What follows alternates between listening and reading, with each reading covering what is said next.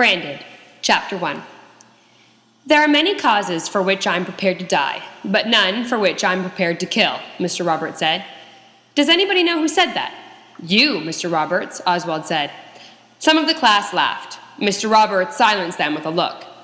I told you I pay more attention in class than you realize, Oswald said. Even when my eyes are closed, my mind is... Mr. Roberts aimed his look at Oswald and turned it up half a notch. That silenced Oswald mid-sentence. Julia raised her hand. It was Gandhi, she said, political activist and the man who gained independence for India. Very good, Julia, he said, but I expect nothing less from you. Thank you, she said. Julia and Mr. Roberts had a very polite relationship. Considering how it all started between them, this was a major step forward. Mr. Roberts had taken over as the new principal last semester. He wanted to make a whole lot of changes. Changes that Julia, as the student president, thought it was her role to oppose. She tried to organize a school-wide walkout and protest and called him a stupid, mouth-breathing, chest-thumping ape on Facebook. He suspended her for 5 days. Even though they were polite, really polite, I got the feeling that Julia was waiting for an excuse to attack. Julia was like an elephant. She never forgot. Especially something like a suspension. Before Mr. Roberts, she'd never even had a detention. Does anybody else wish to contribute something about Mahatma Gandhi? Mr. Roberts asked. I raised my hand, and Mr. Roberts nodded in my direction. Ian, he said, Gandhi defeated the English, who ruled India, by using passive resistance. What's that? Oswald asked. He told people not to fight back against violence. He told his followers to absorb the blows, but not strike out against those who were hitting them. A very hard thing to do, Mr. Roberts said. Many people think it takes bravery to fight back, but it takes even more bravery to not fight back. Oswald waved his hands in the air. Yes, Oswald? I'm a little confused, said Oswald.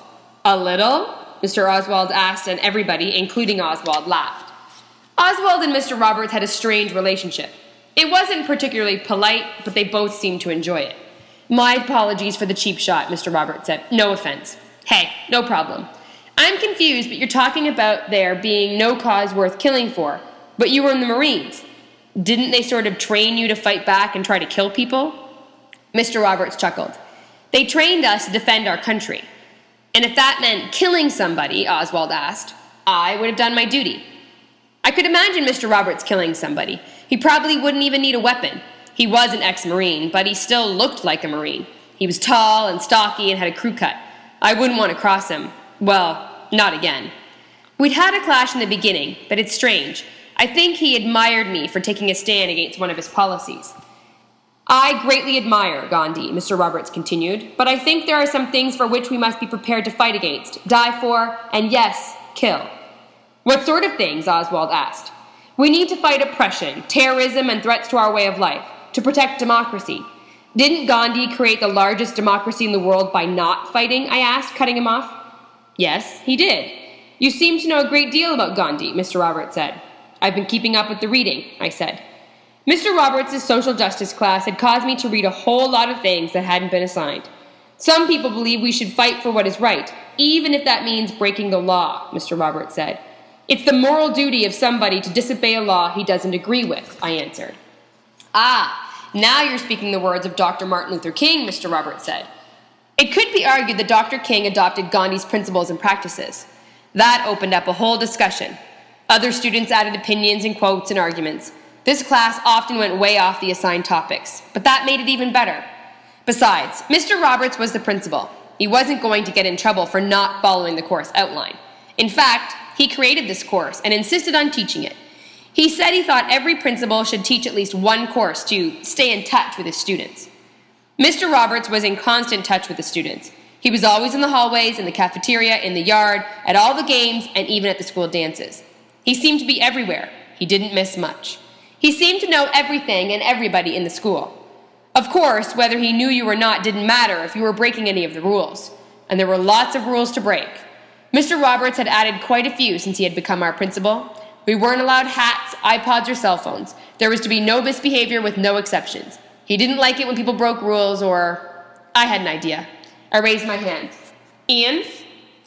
I was just wondering if Gandhi didn't agree with your no-hat position and he wore a hat to school, would... Gandhi did not wear a hat, Julia said, cutting me off. I'm not saying he did, but suppose he wore a hat for, say, religious reasons, like Sikhs wear turbans or some Jewish people wear a yarmulke. What then? That wouldn't be against the rules, Mr. Roberts said, because it's part of their religion. Then I should be able to wear my Yankees cap, Oswald said. They are a religion to me.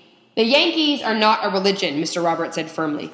He paused, and a slight smile came to his face. Now, if you'd said the Boston Red Sox, you could have had an argument. Boston, you gotta be joking, Oswald exclaimed. I wouldn't wear a Red Sox cap on it. Fine, I said, cutting him off. Okay, so what if Gandhi wore a Red Sox cap, I asked. Then his hat would be taken away, Mr. Roberts said. And if he refused to give up his hat, I asked, then he would be suspended, Mr. Roberts said. But Gandhi would only wear a hat because he thought it was right, I said. Regardless of his belief, I would have to follow my rules and suspend him. I can't believe that you'd suspend Gandhi, Oswald gasped. If he didn't follow the rules, it would be my unfortunate position to suspend him.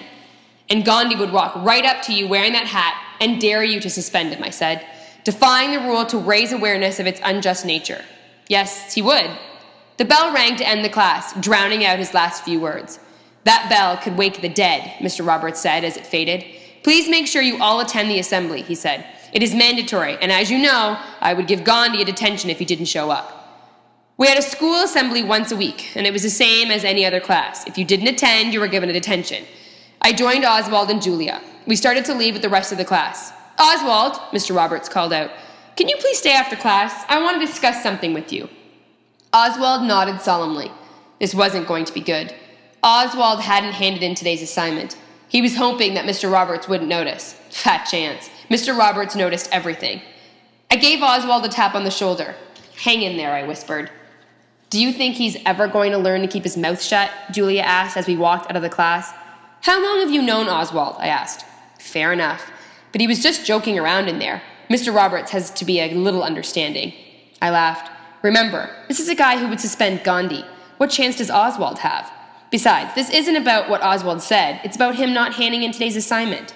Did he really think he could get away with that? Julia asked. He thought Mr. Roberts wouldn't notice, and he'd hand it in tomorrow. Not smart, Julia said. But that's Oswald.